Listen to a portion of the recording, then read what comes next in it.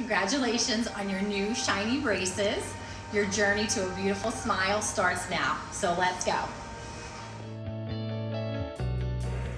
Congratulations again. So now we're going to go over some instructions that you need to know as you adjust to your braces. It's going to be a few days before you are comfortable with the braces. It's going to take 1 to 2 days, and during that time you would take a little Tylenol if necessary, if that's what mom likes to give you. If mom preferred to alternate with ibuprofen, that's an option as well. We just ask that you don't stay on ibuprofen for too long because it does slow down tooth movement in general, so you should know that. So alternating is the better option, and that's only if you're uncomfortable for more than that day or two and you need something a little extra. In your bag, you will receive a pamphlet that looks like this, and it's going to go over the things that you should avoid eating. And here you'll see apples, carrots, not corn on the cob, but corn on the cob you should definitely avoid. Corn on the cob, you don't want to bite directly into, but you can cut the corn off of the cob and eat it with a fork. It's actually the best way to do it, in my opinion. You want to definitely stay away from pencils, pens, things like that. People develop habits where they chew on those or even biting their nails. You definitely don't want to be doing that with your braces because that could lead to an emergency and a visit to the office. So we definitely want to be careful of the foods that you eat to save yourself trips into the office and slowing down treatment time. So biting into something hard, like an apple, carrot, corn on the cob, will definitely pop a brace off. So you want to be careful to avoid that. Using a knife and a fork and cutting things up is the best way to go. So the food list that came in your bag today, it's not limited to that list, and you have to use your common sense. If something's too hard and sticky, probably should avoid it. If it's going to be something that you're unsure of, maybe ask mom or dad. Maybe they can tip you off one way or the other.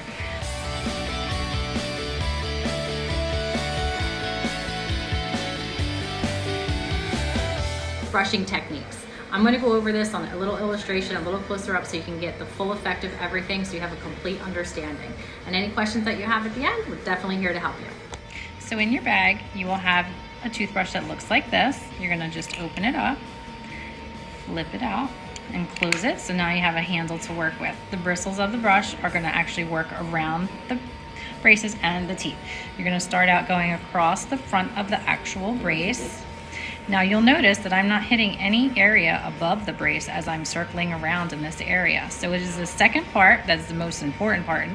And you're going to circle around, and you want to make sure that you're getting all of these areas nice and slow around the gum line, because this is the area that will build a lot of plaque underneath of the lip that most kids will miss as they're brushing. You need to open up, and then you're going to use your bristles at the bottom angle, circling around the brackets, pushing up under the wire. Do not be shy. Get those bristles up under there, because that's going to be what prevents you from having scars or any marks on your teeth when the braces come off. And then once you're done that area, you're going to open up really wide, and you're going to circle on the inside and brush your teeth in a circular motion like you would normally do on a daily day. After you've finished brushing your top teeth, then of course you will then brush the lower teeth as well. Next thing you're going to find in your bag is an proximal brush, and it looks just like this. It has a bendable head. This way it can be moved around easily to get in between the teeth when you're using them. You're going to go next to the brace, and you want to do either side all the way around at least once a day. And you will do the same thing on the bottom as well. So flossing with braces is a little bit more of a challenge. This type of flosser is called a platypus flosser. It doesn't need to be this kind, but what you do need to have is a thin side and a fat side. The reason is when you see the ones in the store, they're typically fat on both sides. The skinny side is what is going to be going under the wire. The fat side will not fit, and you're rubbing against up and down on one side of the tooth, and then you're gonna tilt the flosser the other direction and slide up and down on that part of the tooth, and then take it out and move right along and go in between every tooth daily. In your bag, you're going to find these wax strips, and wax is used for something rubbing on your cheek causing you to have an irritation.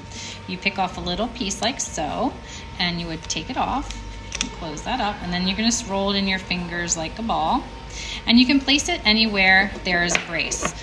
Typically what we see is a wire poking in the back, and this is where we would use it. Maybe that hook is bothering you in the very beginning when you're getting it because you're not used to it just yet. It takes some time to adjust to everything. So you just take the little ball of wax and you squash it onto the tooth and it acts like a little bumper, so then it becomes more comfortable for you and allows your cheek time to heal. The other thing you can do is after you've had each meal, you want to use a little warm salt water rinsing. That'll help heal any irritations that you might have in your mouth from something poking you or rubbing or just an ulcer in general. Occasionally, a wire can start to poke you in the back. And parents, if you've had braces, you know this happens. So what you want to do is in the end right here, that little wire sticking out, you can use the little interproximal brush that we put in your bag, and you're going to come behind the tooth and you're just going to nudge it to come forward as much as you possibly can. And if that does not help, that would be a good indicator again for that wax to be used.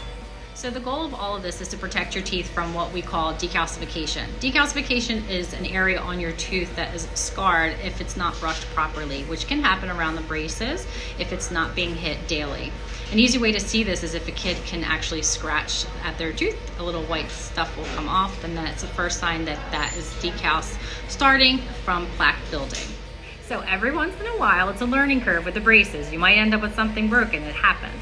So what does that mean? A little square brace might come off and slide back and forth on the wire. What you'll do is just brush around it really well. Don't play with it. You're gonna give us a call at the office, and then we'll have you come in when we can get you in with the doc to get it repaired. Okay, so all of those who play sports, this is gonna be your new friend. You're gonna use this for football. It could be for basketball. It could be for soccer. Now, this little guy right here is an extension that goes off to your mask if you're playing football, but if you're not, you can actually cut this little piece off. And then when you look at the guy here, you put it in your mouth. You can trim around here with scissors if it's too long and pokes you in the back of your mouth. The other thing is you definitely don't want to chew on the corners of the mouth guard. This is what most kids do, and this ends up with a lot of breakage and trip to the office. So to avoid trips into the office for emergencies from breakage, which happens in the beginning, we get used to things. Knife and fork, cut things up, small pieces. This will prevent you from biting into things that are too large that could actually break a brace and make it pop off. Apples, carrots, corn on the cob, you can have all those things, but you just really want to cut things into thin slices and not chunks. Chunks will actually do the same thing as if you bit into something. As we build in our wires and sizes, then it actually decreases the chance of that happening, but it's a learning curve in the beginning, remember? So it does take time. So we are almost done our instruction here today, but my last little tip that I have for you is that when you are done brushing your teeth, I want you to take that extra second and get yourself real close to the mirror so you can see all of these areas around the gum. Lift your lip up, make sure that you don't see any plaque sitting on there, because if you did, chances are you gotta go back again and get it. So good luck with your new braces. We're so excited for you. Can't wait to see the final product.